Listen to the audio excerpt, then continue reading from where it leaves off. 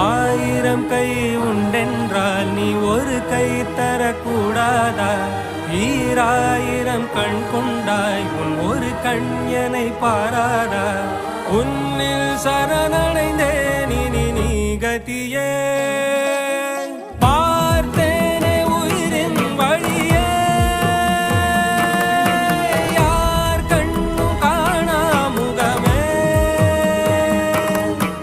கல்